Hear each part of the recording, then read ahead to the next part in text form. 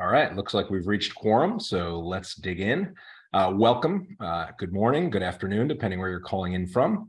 You are in the inflation and recession resilient alternative assets discussion.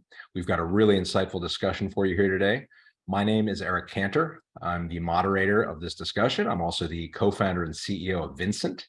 Vincent is the first digital asset manager for alternative assets. We help investors build portfolios of assets, including venture, art, collectibles, private credit, real estate, crypto, and more.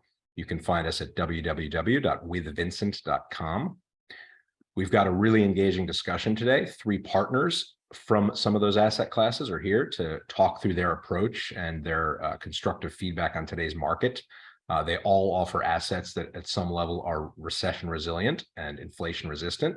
And I know a lot of people have interest in learning more about that. The schedule for this discussion is we're going to do short intros, then we're going to jump into a number of questions that have been submitted beforehand, discuss those, and then we'll open up questions to the audience. A quick disclosure before we start. This call is not meant in any way to be investment advice. It's a discussion to educate, engage, and hopefully to entertain. Relatedly, past performance of any asset is not predictive of future results. So keep that in mind. So we're going to do quick intros. We're going to get into the discussion, and then we'll open it up to you. But at any point, please feel free, if anything's on your mind, to drop questions in the Q&A. So for our introductions, why don't we start with Nelson Chu, the founder and CEO of Percent. Perfect. Thanks, Eric. Great to meet everyone. Thank you all for joining today. My name is Nelson Chu, founder and CEO of Percent. We've created an alternative investment platform specifically focused on private credit. And so private credit is split into almost like 2 types of assets and investments that you can make. One is considered ABS, or asset-backed, and that's going to be essentially investing into a portfolio of loans that are packaged together across small business lending and consumer lending and things like that.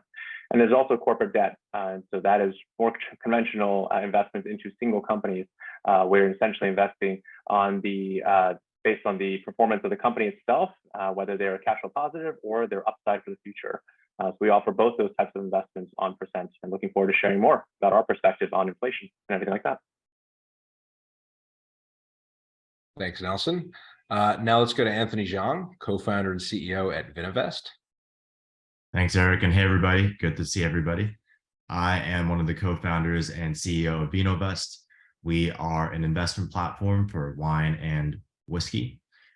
So we help folks be able to invest in diversified portfolios and directly own appreciating bottles as well as casks of rare wine and whiskey. Really excited to be amongst many other talented founders and excited for this discussion. Thank you. Great. Last but not least, let's introduce Brian Daly, the co-founder and CEO at Groundfloor. Sure.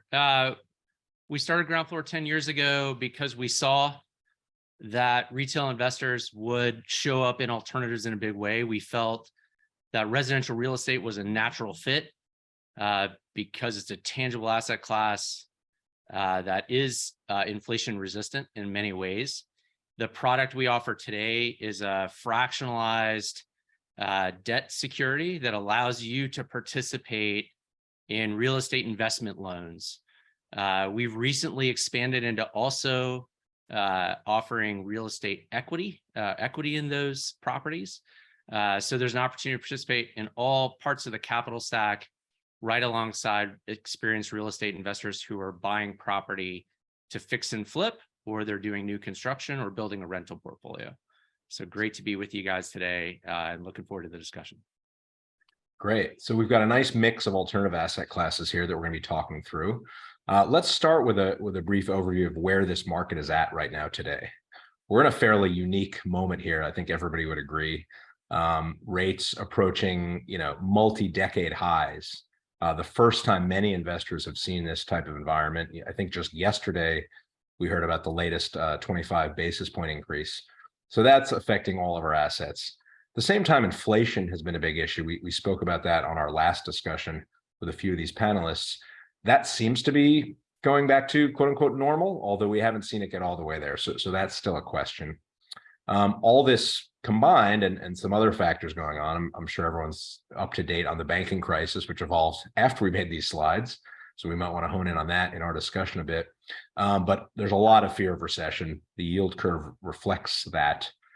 And that's why we're here to talk about assets that might help get you through this next period. Last, the overall market, which includes each of the assets we're going to be talking about, is reflecting that in some way, some level of uncertainty. Some things have held up pretty well. Some things have properties that get you around some of the challenges of inflation. So we're going to dig into what that looks like right now. But just to set this context, let's keep that in mind as we jump into our conversation. So why don't we start with an overall question for each panelist. What's your take on today's investing climate? How do you and the investors that you're working with navigate everything going on in the market? Why don't we start with Nelson? Yeah, absolutely. I think more so than ever, diversification is the name of the game here, to be able to actually hedge yourself against everything going on. I think obviously many people have been talking about the fact that the 60-40 is dead. I think the reality is, as you can tell from all the panelists on this call today, there is no and never been easier way to diversify across various different asset classes, and that is ultimately the best way to protect yourself. The traditional asset classes, I think, that have always held up well have been and will continue to be solid. But alternatives should be probably a decent part of the portfolio because they oftentimes are uncorrelated, right? And so in times like this, when inflation is or was running rampant, and you have the Fed raising rates, you have to look for opportunities that are going to help you outpace inflation, because obviously, the risk-free rate, while it feels good with the treasuries and the bank accounts and all of that yielding quite decently relative to what it was before, that all is fine. But looking at those numbers that you just pulled up, it's not beating inflation, right? So you have to find other ways to get that alpha. And oftentimes that is going to come from alternative investments like some of the asset classes you see here today. So diversification into various different things is the name of the game, and trying to get that little bit of alpha versus the risk-free rate is going to be critically important to help protect the portfolio against what may come in the coming years. Good overview. Why don't we turn to Brian? Same question. How are you navigating today's environment? Well, the environment today, there are obviously a lot of headlines about the housing market. There are a lot of headlines about banks, and we sit at the intersection of that. One way to understand Groundfloor is we allow you to be the bank.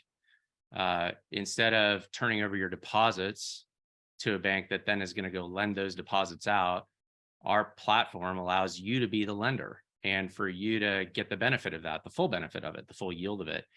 For us in this environment, we're actually really pleased to be a debt investor. There are a lot of platforms out there that are allowing retail investors to take equity exposure in rental houses, for example. With all the house price appreciation, it is probably equity investors who are going to be first to be crushed and have been crushed in any house price appreciation decline. And one of the great virtues of being a debt investor is that when you're the bank, you're the first to be paid.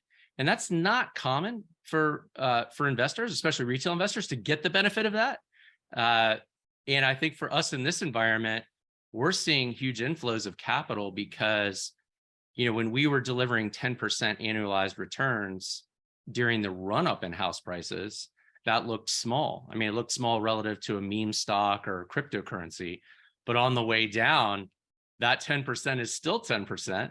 And in fact, now we're writing credit for 12% because as rates have increased, we've passed along a lot of those rate increases to the investor. And we don't take any cut out of that return. So you benefit just like the bank would. And I think, so this environment actually plays to our strengths in real estate and where we are in the capital stack and in the segment of real estate that we're in. So we're growing a lot. And I think people are realizing that it's good to be the bank. Turn to Anthony. What are you seeing out there in the market or down there in the barrel cask room, wherever you're sitting? Brian made a really good point. Our asset class, wine and whiskey, it's low double-digit percentages. So when there was a run up with crypto and S&P and meme stocks, right, our returns were relatively safe and boring. And now when everything else is down so violently, those returns look pretty good, right? And I think a lot of our clients and investors are searching for that rare piece of stability in their portfolio. And I think you can find a lot of that with diversification into many of these asset classes. For wine and whiskey, much of the assets that we deal with are considered luxury goods, and luxury goods are traditionally more recession resistant than others, more resistant than the ultra premiums or premium products as well.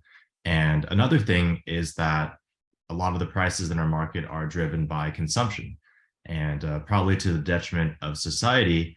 Consumption of alcohol goes up during recessions and when the stock market goes down. So we've been seeing some nice inflows as well recently. My consumption has definitely gone up as well. Yeah, I was for sure. thinking that, but not going to say it. Thank you for your honesty, So guys. maybe double clicking on something Nelson said. So inflation is in this transient phase, and a lot of people are misunderstand inflation, its impact. A lot of people have asked, hey, yeah, it's nice that the numbers are going up on my private credit stuff, especially, but is it real? Isn't it being, eaten away by inflation? So what does your asset class do to help position somebody, relative to inflation? Why don't we start with Nelson, since you raised that point? Yeah, for sure. I think private credit, because of the inherent nature of the structure of the product, it is always going to be almost like a real-time gut check on the Fed, the macro environment, and the markets as a whole, right? So it's not exactly floating rate per se, but just by nature of the fact that durations are a lot shorter, you're going to see how investors are reacting to it. And on a platform like Percent, where we give investors the power to actually dictate the pricing of things, they can actually have a say in sort of where they think the product should be priced based on the risk that they're taking in that regard, right? So we're seeing this all the time. We saw this during COVID, for example, like SMB lending, very challenged during COVID, right? And so what once was, 10 to 11% returns spiked about 18, 19% returns over the course of 9 months. And that's just by virtue of the fact that you got to get paid for that risk that you're taking, right? And now we're seeing the same thing as well. And so what was originally 12 is now 15%. What is now 15? UC 15 is now 18%. So the ability for private credit to basically consistently react to the market and adapt to the new version of the risk-free rate is really what makes it a compelling asset class, and one that can help you outperform inflation and other assets that may be out there today. Great. Anthony, what's your take on inflation? With wine and whiskey, because it is a physical product, right? You need labor, you need gas to be able to tend to the vineyards and the distilleries. You need shipping costs, right? All of that is really built into inflation as well. So I think similar to Nelson's asset class, but in a different way, those price increases are also built in. And we saw that during COVID as well, right? With the whole world supply chain coming to a gridlock, definitely resulted in higher wine prices for the bottles, for the shipping, and for a lot of those base costs that need to be built into the increasing price of wine when they release new vintages or library vintages as well. Brian? In our case, there are actually a few dynamics that are worth noting. I mentioned before that we started writing coupons at a higher rate as rates increased. And we didn't choose to keep pace with the risk-free rate. We actually, grew the rates a little slower because we're actually seeing so much demand for this credit that we want to make sure that we have enough supply. And I'll say that on the back end, in these inflationary times, you see it's really the equity holders, and those could be our borrowers. Those could be people who are investing in equity fractionally. They're the people who get squeezed. And the way that we deal with that on the back end is if a loan is late, we start charging default interest. And so not only, as Nelson pointed out, in private credit, do you benefit from sort of short tenors, right? Or short durations. We write most of our credit as a 12-month loan that typically repays in about 10 to 12 months. But if it goes past that 12-month point, we start charging default interest. And so you'll find on important parts of your portfolio, you're actually earning 14% interest, or even on a loan that was written last year at 10%, that would be 12% now. If it's late, you start earning 12%. So you start to really see the benefits in all of these seasons because private credit can be so responsive. And another example I'll make is we sell these short-term notes that are you can lend money to us for 1 month, 3 months, or 12 months, 24 months. And that's backed by a pool of real estate credit. We move those rates up as demand, increases for that capital. And, we've edged those rates up. So there are a lot of different ways for investors to play rates as inflation and protect themselves from inflation. And I think private credit has some built-in, protections to that are pretty handy. And it, again, as an equity investor, you don't benefit from those because your hold period's longer and you buy at a certain cap rate, and then you're holding out and hoping that prices increase and don't decrease later. And you just sleep a lot better as a debt investor in the end. Interesting. So we promised recession and inflation. We covered inflation a little bit. So let's finish our commit here before we dive into some of these other areas. So inverted yield curve, continued dislocation in a number of sectors. Now the banking crisis. A lot of people are foreseeing a very difficult time in 2023, maybe 24. What's your view on that, and how are your assets set up to weather that? Why don't we reverse thread and start with Brian? Sure. The recession is when our borrowers tend to make the most money if they can tap capital. So think about it. If you're a professional real estate investor and you're looking to acquire properties, when do you want to buy? When house prices are mooning, or when, house prices are cratering. And during recessions is when we really see house price appreciation start to let off, because unemployment starts to grow, right? The Fed, I think yesterday forecasted, what they say, 4.6% unemployment, or 4.5% by the end of the year, from where we are today at 3.6%. That's a big number of jobs on a net basis and if you think about the gross basis, that's a lot of dislocation in the market that probably will have an impact on house price appreciation. So that recession, as and when it comes, nobody hopes for a recession, but again, within private credit, especially in real estate credit, there's a silver lining, because the borrowers are more active and buying for better prices, which means the loans are better margined, which means they can afford to pay higher rates. And I think it inures to the benefit, creates even more safety and stability for investors in that asset class. So I think, recession probably is coming. We're ready for it. Our borrowers are ready for it. A lot of them are stacking up capital, waiting for it. And so for us, it looks opportunistic as a platform.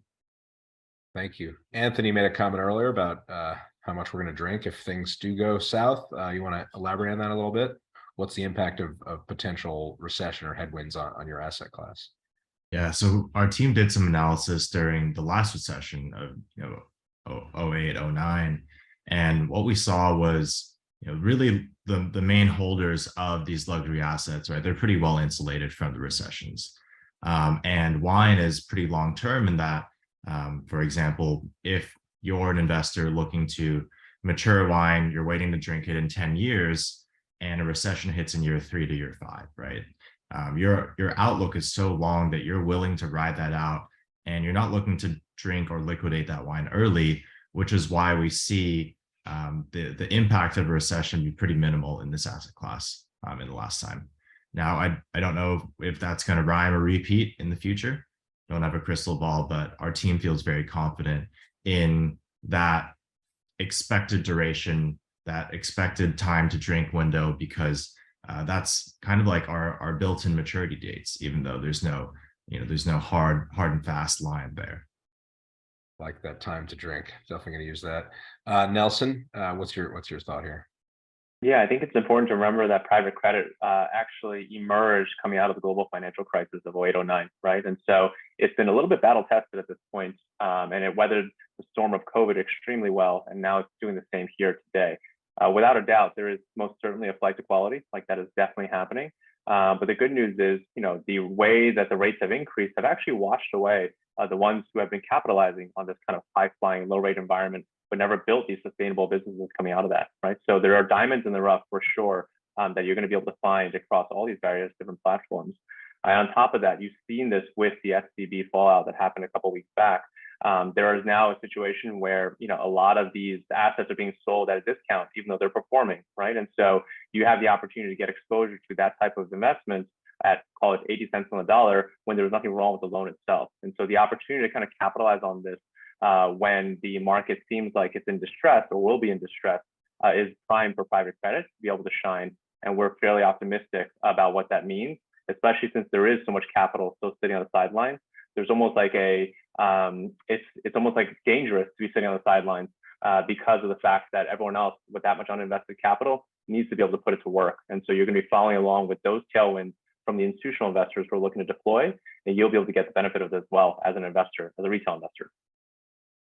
Great. Well, let's shift a bit from macro to micro. There's a couple hundred investors on this call. They've all got questions about, great, what does that mean for me in my portfolio? So why don't you talk about general approaches that people bring to investing on your platforms? Some people like your asset class generally, but may struggle to decide which assets they actually want to invest in. So I love wine, but I don't know if I should be in the Burgundy or the Pinot Noir or some combination or some spirits. So let's talk about investor behavior in terms of stock picking versus managing a portfolio, and just maybe going through what you offer. And if I was an investor that said, yeah, I want to play, but I don't really know which ones to pick, what would you say to me? Why don't we start with Anthony on that one? Yeah, so our platform offers both the self-directed, stock picking option for both our wine and whiskey products. So that means that if you wanted to invest in a barrel of bourbon, you can do that. If you wanted to invest in a cask of scotch, you can do that. If say, hey, you're like, I just want to get exposure into whiskey, I don't really care, you create the right portfolio mix for me that comes into our managed product. So we do that on both the wine and the whiskey side so that you can get not only diversified exposure into an asset class, but diversification within that asset class. So Eric, you made up a good point in that on the wine side, for example, maybe you'd have a 20% allocation to Burgundy, 30% to Bordeaux, 20% to Tuscany, 30% to Napa, right? And then you'd be able to have exposure not only into different wines, but different wines from different regions and also different vintages. So that allows us to be able to stack an investor's portfolio for different bottles of different wines that are also set to mature at different times. So you can realize distributions earlier on along the way of a potentially much more long-term journey.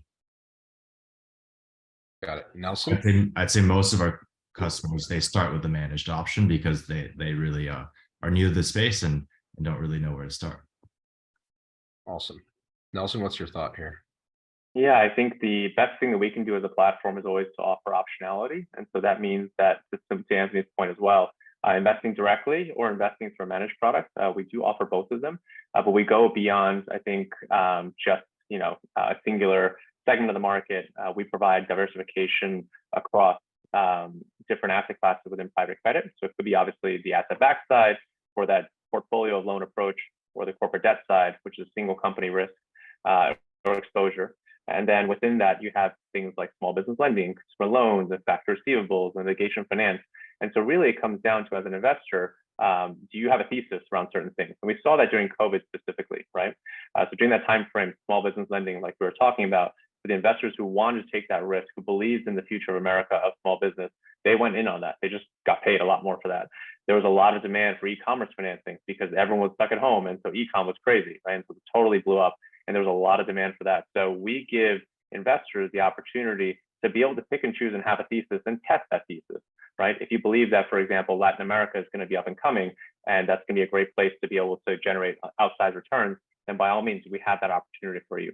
What we've seen from a general behavior standpoint is that because our durations are so short and the minimums are so low, investors tend to actually start direct and just kind of scatter it around a little bit, $500, $1,000 each time, just to be able to test it out and see how it goes. And then when all is said and done, they ultimately end up graduating to one of our managed products, which gives them exposure based on certain theses. So we have like high yield only, we have senior positions only, we have US only.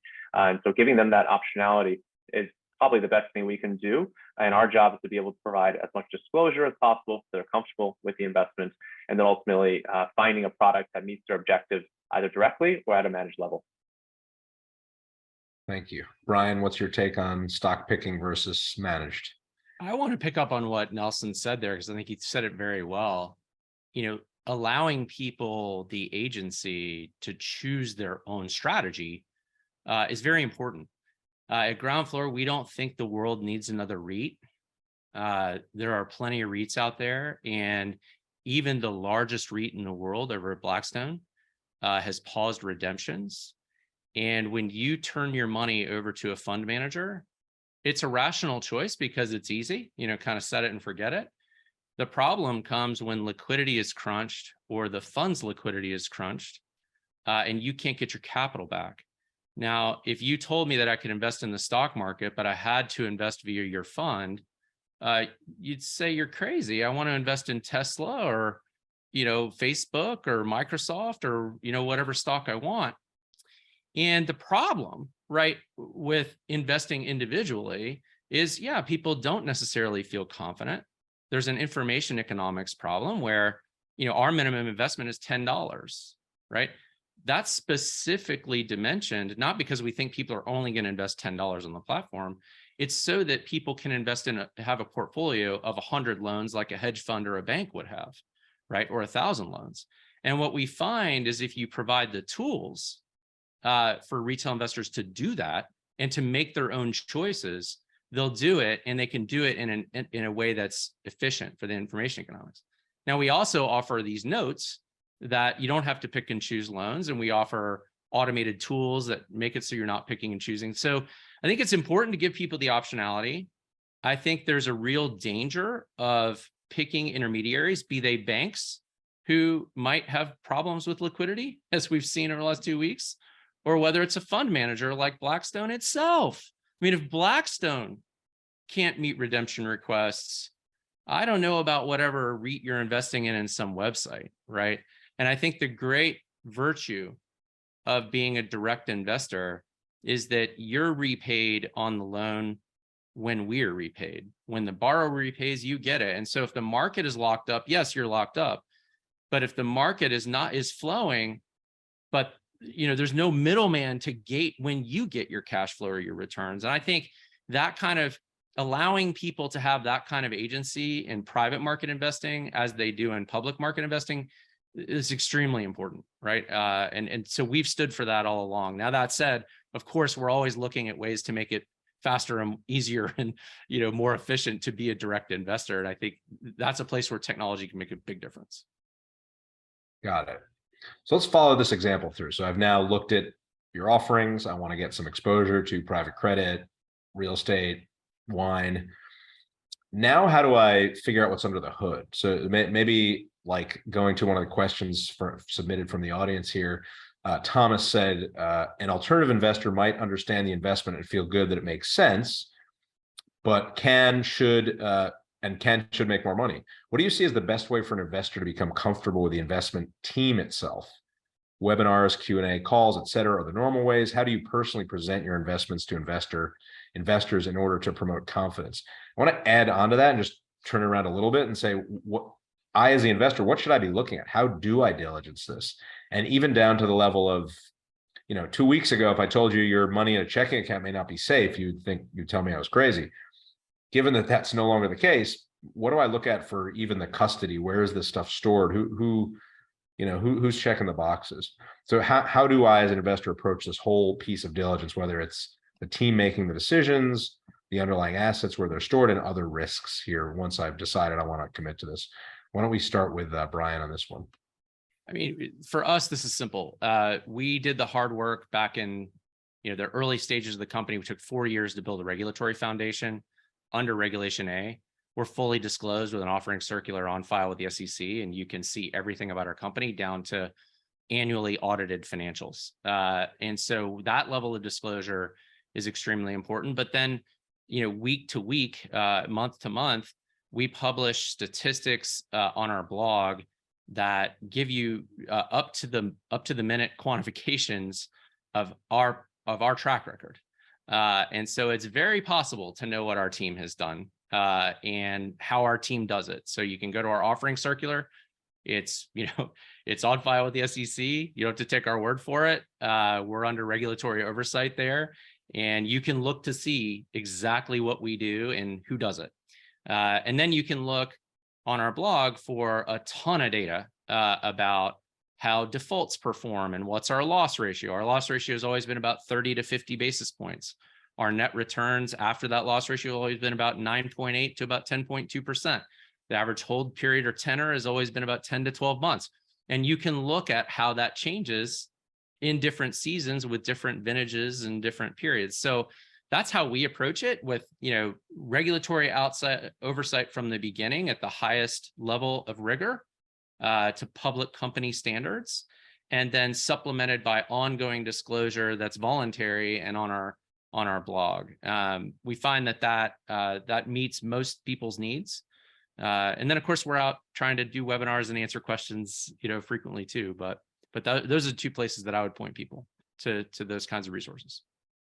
Nelson, how do you advise investors to kick the tires on your offering, and what tools do you provide to help that happen? Yeah, I think just even a general sentiment, the concept of do your own research has never been more important, especially in private markets as a whole.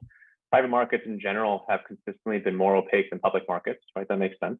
But the ability for technology companies like all of us here to be able to make things that much more transparent is critical, right? So being able to understand exactly what goes into each of these investments is really, really important. Now, for us in particular here at Percent, we actually use the public debt markets as inspiration. And so for those who have invested in public debt instruments, you'll know that things are generally structured pretty similarly to one another. And you can say this is an investment grade product because the rating agency said it was. This is a high yield product because the rating agency said it was. And so that concept of relative comparisons is possible. And because these are public companies, you have all their public filings as well, right? So you have their audited financials, you have all these different things that you can rely upon when making that investment decision. Now in private credit, that normally hasn't existed. And so what we've done on our side is to really make and bring a lot of that standardization to bear. So we have market standards, right? Every single deal has 52 different attributes that are published every single time around how it was underwritten, what the credit enhancements were, what the asset details and modeling assumptions were, to be able to allow investors to really understand how and why it was structured to price a certain way. And then on top of that, we have all the performance related to the underlying assets. And so you can actually see how it's done over time and whether the performance is commensurate with the risk that you're taking. So this is all kind of more legal and financial technology we're bringing to bear here, just to make it all that much more transparent. And then from the investor standpoint, they can decide if that's the right fit for them. Every single deal we've ever done, good or bad, has been able to be viewed historically, right? All 400 plus deals. And so you can go back in time if you want to see it all, right? And we don't hide anything. So you can make that judgment for yourself. And that's the most important thing. So do your own research on our platform, on any other platform that you may be considering investing in. And as much as there is a bit of a gut feel to private markets, that definitely was the case before when you invested off of a deck and just the feeling of the manager. These days, you never have had more tools at your disposal, and you should take advantage of them and use them. Got it. Anthony? I think Nelson makes a great point in that, you take inspiration from more established industries, and with VinoVest, we're regulated as an alcohol business. There's really a huge lack of standardization when you're looking at investment performance for wine. And every day we get questions about custody, right? We're actually storing real bottles of wine, cases of wine, casks of whiskey. And with every single asset, we not only show our investor where it's stored, how we store it, how we inspect it for authenticity, for provenance, but we also realize that that's not enough. There's no FDIC insurance for wine, but we've been able to work with some great insurance providers to be able to provide that top of the line, over market value, really robust insurance policy to protect the wine. Because one of the biggest risks with holding our asset is actually making sure that the asset is staying in the right condition. So that custody piece is something that we've really honed in on. It's something that we've really tried to create new standards in the industry for, and self-regulate when there is no oversight. And I think that's helped a lot, especially as folks are very new to this space. And we hope to continually be able to provide more transparency. On the return side, we have public returns reports that we post on regular basis, just like Brian does on our blog. So that's something that we try to make available. And with interacting with the team, we also have bi-weekly calls where any of our clients can hop on, talk with our team, ask questions, not only about the product, about the portfolio performance. So we really try to make ourselves accessible as well for any questions that pop up. So following on the diligence and kicking the tires on an investment, Letitia asked a question about fees. So maybe just if you could all speak about the fees associated with your platforms. Also, for new investors, some of the tax implications that come with it, and maybe just answer broadly again from the perspective of the investor. What should I be looking for? Where are the hidden fees and gotchas that I need to watch out for? How do I, compare these alternatives with some framework where I can tell if these fees are reasonable, outrageous, normal, etc. Why don't we start with Nelson on that one? Sure. So the historical fee structure as it pertains to investing in private credit through a fund is the usual 2 and 20 or 1.5 and 15 model, right? And what that means is basically you get charged a 1.5 or 2% annualized fee off of the AUM, the investment amount that you give them. And then any upside above a certain percentage threshold that they set for themselves that you're comfortable with, they'll make anywhere from 15 to 20% of those gains, right? That is a conventional fund model. In Percent's instance, in a direct deals, when you invest right now as an accredited investor, so that is one caveat, you do have to be accredited on Percent. We don't actually charge anything at the moment. We may consider doing that going forward, but as of right now, there is no fees to be charged on that side. If you invest in a managed product, by virtue of the name itself, it is managed. There is some fees associated with that, but it's still not 1.5 and 20 or 15 or 2 and 20. It's actually just 1% of the AUM, right, on an annual basis in total that we kind of net out every single month. So pretty simple fee structure. I think in terms of your question, Eric, around how to make sense of all the fees, if the fee structure is extremely complicated, I would probably be very suspect of the platform itself. It should be kept very simple for investors, just to help them easily understand what they're investing into. Because if they're opaque and not transparent about the fees, that tells you a lot more about sort of how they run their business and what else may be going on under the hood when it comes to the investments themselves as well. Great. Anthony? Yeah, so on our side, I'll go with the fee structures on first the managed product and then our self-directed. On the managed side, the main cost that we incur is the storage and insurance. So just like every single month, we do a prorated fee of an annualized between 1.7 and 2.25%, depends on how much you invest. As you invest more with us, the fee scales down. And we have on the trading side, an execution-based fee. So based on any transaction that you do, for the seller, it's 1%. For the buyer, it's 2.5%. Got it. Brian? So for us, we provide a grading scale that gives you a quick assessment of risk, right? That's important. For the fees, 0%. For taxes, it's all on one 1099 that you receive from us. So it's a 1099 INT. If you have a loss in your portfolio, you get a 1099B for each individual loss. So that's the tax reporting. Fees are 0. And the grades give you a quick indication of risk. Great. Let's shift into just, again, the investor allocating their portfolio. So how do these investments work together, right? I've decided I'm going to go outside my 60-40 stocks and bonds and allocate 5% to alternatives. I like these offerings. How do I think about that portfolio construction? Do they hedge one another? Do they balance one another? Is there additional risk on one another? And I'm not talking about your specific platforms, just alternative investments in general.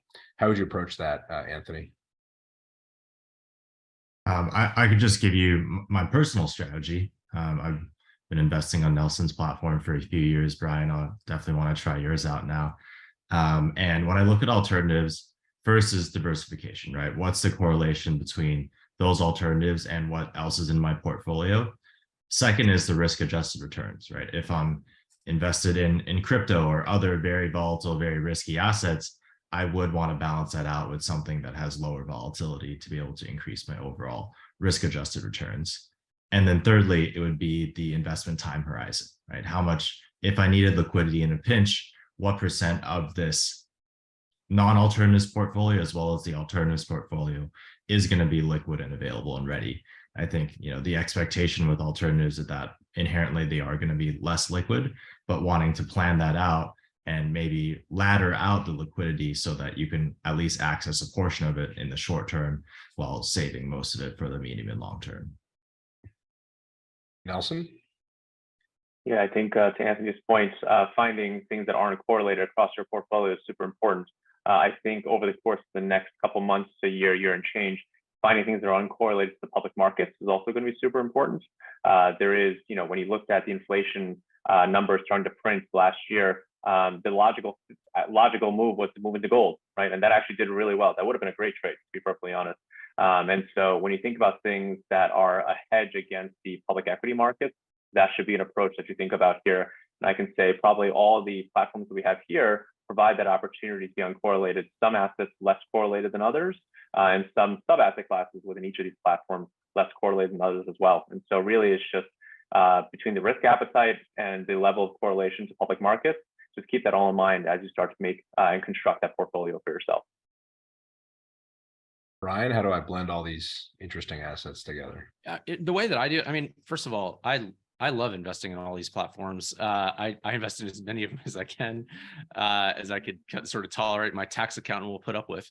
And I'll tell you, when I'm thinking about sizing my allocation, one of the great things about public markets is the liquidity, right? So if you want to sell out of your index fund, or you want to sell out of your ETF or whatever you have, or a stock, it's always easy to do that. Liquidity is always available to you. You may not like the terms of the liquidity and the price if price is down.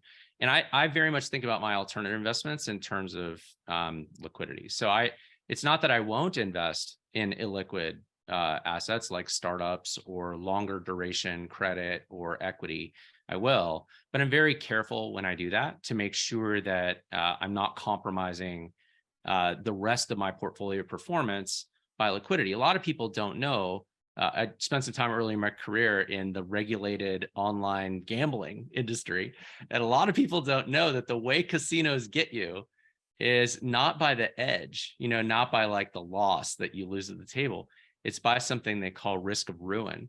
And risk of ruin happens two ways. One, when you don't bring enough money to the table, so you can't weather normal variation at the casino. But secondly, you don't have enough liquidity to keep playing, and you can't get your money out. And so you're overly invested. Maybe in poker, you'd say you're pot committed. This is a real problem in alternative investing, because liquidity can become very scarce. And that's especially true when public markets are down. So I think the number one question that I'm asking when allocating is, what's the liquidity? How do I tap it? What might that experience be like? And to the point that these guys are raising, what might that look like if public markets, where the best liquidity is available, if public markets are suffering, how is this private alternative going to fare when I need that liquidity? And I think that's a non-obvious point. It's one that I've realized through my alternative investing journey over the last 10 years. I've been on the wrong side of liquidity, and I've been on the right side of liquidity a lot of times. And I think that determines more of your results across the portfolio than you might expect as a retail investor. Liquidity is a good entree to a topic that continues to come up in the Q&A. So let me ask, if I'm going to read off a few questions from our audience, and we'll try to string them together into responses. And this involves crypto, unsurprisingly, which was probably one of the first alternative assets that many of our audience had exposure to, for better or for worse. One anonymous asks, what impact do you believe that a centralized bank digital currency, a CBDC, will have on existing crypto investments? Another person asked, what is your take on the risks on these investments to avoid the crypto scams that we suffered in the last 2 years? What are the key differences from your perspective? I want to make sure these investments platforms are not a type of crypto situation in the future. And a third question was around FTX. In light of what we saw with FTX, how does a retail investor have insurance that regulatory compliance and security issues have been addressed with alternative investments? So why don't we zoom out and just make it into a question: what's going on with crypto? What impacts that can have on the market, and how do we avoid the kind of huge disappointment to investors we saw with an issue like FTX? Question was directed to me, so I'll just make a couple comments. One is that FTX was located outside of the US. The platforms we're talking about are within the US, so the regulatory compliance expectations that are in place, looking at Vinavest, Percent, Groundfloor, Coinbase even, were generally not there. So those protections weren't available. There was a lot of excitement about crypto. 2019, 2020, 2021, we all were there. We certainly have a lot of crypto in our portfolios. You have to differentiate, right? Scams, which is what somebody's asking about, from actual cryptocurrencies like Bitcoin, which may have a completely different role in the ecosystem. That's even having a good day today as we speak. Probably not due to this discussion, but maybe due to some of the Fed action. And lastly, the CBDCs, right? So the government is getting into the crypto business. My belief there is that those currencies, those CBDCs, would have a very clear role, perhaps some kind of a stable coin for government payments, distributions, some more efficiencies on moving money around. I do not believe that will interfere with the broader crypto market itself. But why don't we have everybody weigh in, starting with Nelson. What are your thoughts on where we're at on crypto and some of the other issues raised? Yeah, I think crypto has proven itself to be fairly resilient, especially for some of those tier one asset classes that you had mentioned, right? Whether it's Bitcoin, Ethereum, or anything like that. I think just in general, there should be a lot of concern around anything else that's not really in that tier one category. They've proven themselves out to be the first ones to go and drop in that instance. I think in the same way that all of us here are selling securities in many different respects, there is going to be regulation coming down to regulate a lot of these cryptocurrencies as securities. And in doing so, you're going to have a lot more consumer protections coming out of that, right? A lot of the reasons why these exchanges have gone down is because they weren't regulated in the United States and they were kind of doing whatever it is they wanted to do on their own. You look at the ones that have been able to weather the storm, it's because they are 100% regulated in the countries and economies that have rules and regulations in place and guardrails in place to protect investors. So that is definitely coming. There's no doubt about that. And I think if you're going to look to invest and diversify into things like crypto, obviously, again, the message still holds true. Do your own research, but ultimately, the better bet would be on the ones that are either already regulated or the ones that have fundamental importance to the value of the crypto ecosystem as a whole, and do it on exchanges that are essentially regulated in the proper countries as well. Ryan, your latest thoughts on crypto, first of all, these aspects? I think the regulation of crypto will be a net positive. Fully support sort of Coinbase's stance here. I think that's for those who don't know, the SEC has issued a Wells notice to Coinbase. They've gone through a very frustrating process, and I think everyone who has an interest in the crypto ecosystem should be cheering them on. I think it's good to be regulated. It's good for regulation to be clear. We've seen what it's like to be at the bleeding edge of regulation. It's not easy. You have the statutes, you have the rules, which are the regulations, and then you have the people implementing them. And what you're seeing now is a lot of disagreement about amongst the people about how to interpret the rules, and it's because we don't have a clear statute and a clear rule set to be applied. And so the human beings obviously are running amok, and it's good for no one. I am personally very heavily invested in Bitcoin. I don't invest in any other cryptos. I think that one's unique, and I'm very long that specific asset. I do have some knowledge about CBDCs. I think, if you're a libertarian, you should be very concerned about what CBDCs can create. If you don't have those fears, then you probably view it as a net positive because the banking system might work more efficiently. There are prospects for that. And I think that's how the Fed and Treasury would kind of lead people to think. I mean, the Fed now, program is set to, I guess, be introduced in July. So we'll see. But I think there's a lot of activity, and it's, I think for investing, I think you want to tread very carefully still. I think the industry has been through quite a watershed moment and continues to go through one that I think it comes out stronger and better on the other side. I don't think it's going away. In particular, I know Bitcoin's not going away. That's not investment advice. It's just an opinion for entertainment value only. But that's how I personally see it. Anthony? Yeah, I don't have too much to add on top of that, but I just will say, with FTX's collapse, Celsius, Voyager, all of the others, right? It's really shaken consumer confidence, right? I think, many of us listening probably had some sort of exposure last year, some sort of loss. And I think that really sets the bar even higher for the remaining companies in crypto, right? How are they going to be able to show proper custody of the asset, right? Proper auditing of what the leadership team is doing with those customer assets that are being pooled or not pooled, right? And then I think the other thing is hot cold storage, right? That's something that I think with the ease of use of crypto, user experience still has a long way to go before it can be fully mass adopted. I think that's why a lot of people lost their funds, on exchange or in the hot wallets rather than having their own self custody. So I think those are things that will be changing for the better. Obviously a very, very painful experience for a lot of people last year. But to Brian's point and to Nelson's point, crypto's here to stay. We'll be going through this painful period, more regulation, more standards, but that's a good thing. I also want to say, Eric, like people forget, brokerage investing itself in public markets was only deregulated in the 70s. 1974 is when commissions were deregulated. It took a full 10 years for the full benefit of that to reach retail investors at scale during the 1980s bull market. And, 20 years before we got, or 30 years before we got commission-free trades overall, right? So these changes from law to regulation to implementation and commercialization can take very long cycles. And I realize that all of us have short attention spans and want things to happen faster, but they do take some time. And when they matter in finance, they take even more time. So I think patience will be rewarded, in these markets. I agree. You have to take a long-term view on this. The bar for regulatory compliance custody is going up, especially in the US. That's going to drive a lot of innovation to other places.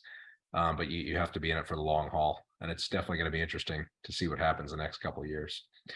We're approaching the end of this discussion. So let's finish with one last question. There's a number of unanswered questions in the chat, which we'll try to make sure that we cover on websites or in subsequent follow-ups. But let's just leave the audience with one thought for the future, either a question that you wish someone asked, but they didn't, a new product development on your horizon that you're super pumped about, or some expectation or hope of where this macro picture is going to go that could help a lot of our investors with an insight. Why don't we start with Anthony on that one?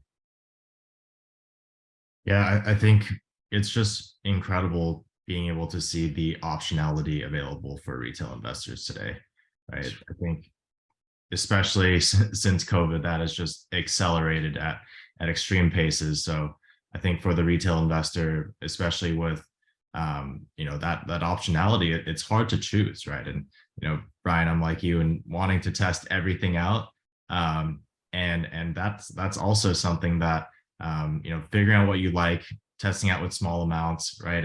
And with alternatives, a lot of them are going to be uncorrelated. A lot of them are going to give you those returns, but I think another part about it is like what really speaks to you, right?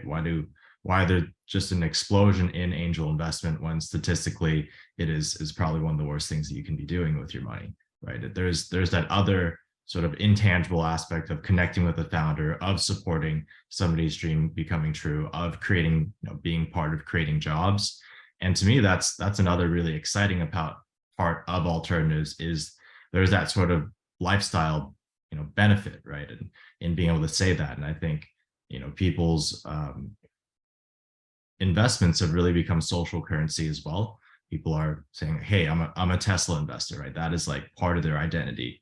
Certainly with the crypto world, right? We see people with laser eyeballs on Twitter and all of that. So I think, that's just an interesting observation. I think a trend here to stay as well for investors into alternatives is they're also going to be leading with what really fits, their character and their mindset as well. Great point. Definitely seeing that evolve. Brian, how would you respond?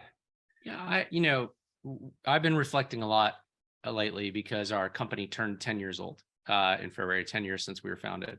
And through poetic justice, we also crossed over $1 billion invested on the platform by retail investors. That's not including the institutional investors who've invested alongside them, or when we traded loans to Blackstone before COVID, none of that. And yet, as I reflect on it as a founder who's excited about this industry, I think it's still early. $1 billion invested, 300 million assets under management, 10 years. And yet I still see so much opportunity in real estate alone, let alone the other categories that Nelson's talking about, that Anthony's talking about. I personally angel invest in this sector, so I put my money where my mouth is. I really enjoy backing founders in this space because I just believe in it. I believe in it for all kinds of reasons. The reason we started the company is because we felt like retail investors not only deserve their fair share of the pie, they deserve to be served the same thing as institutions and wealthy individuals in the United States. And I think that's happening. And I think that's super exciting. But we're in the second inning, of what I hope is a long and exciting World Baseball Classic caliber game, and I feel privileged to be part of it. So I think there's a lot of, with our company and with the other companies here and in the industry generally, I think retail investors have a lot to look forward to with the maturation of these platforms. And as they sort of start to achieve their vision, at a greater level of scale, I just think it's good stuff coming. I'm really enjoying the trends you're pointing at, both of you. I mean, this thing of alternative asset investing for me has also been very enriching, challenging, frustrating, rewarding. Lots of relationships and meaning and identity come from that. And like most of you, probably all of you, I'm way overexposed to this sector. So my hope for the coming year is that we get a soft landing, right? We're in some sense paying the dues from the last couple of years of excitement and over activity. In the coming year, hopefully we can thread the needle and get back to a more sane point in all these markets without much more value destruction. Last word, Mr. Nelson. Sure. So I think the one thing that we can all probably predict in the next year is that it's going to be unpredictable. And I think the reality is, we had a very much up into the right economy for a very long time, and that's now no longer the case. But in times of volatility and times of uncertainty, that is where most of the money is made. You look at historically, those who are liquid during times of crisis have done very, very well for themselves. There are things that are mispriced on a regular basis these days for whatever reason it may be, whether it's a equity on the private side in an angel investment, right? Or it could be something on the debt side because there's opportunistic deals that are coming to market. This is a time where I wouldn't say, I wouldn't recommend exactly going on the offensive directly, but at the very least, it is time to be opportunistic and take a look at what's out there. And if you have a good sense of what's going on in the general landscape and you have a thesis, then I think many of the investors on this call can do very well for themselves by being able to find those diamonds in the rough that are most certainly out there. And there's going to be even more of them in the coming months ahead as the volatility continues to increase and expand from where it is today. Great last comment. So we're at the end of the hour here. So let's thank everybody. Thank the panelists for participating. It was a really insightful, open discussion. Thank you to everybody who made time for this. A lot of you took time out of your day and we appreciate you. And happy investing to everybody in 2023. Thank you. Thanks, guys.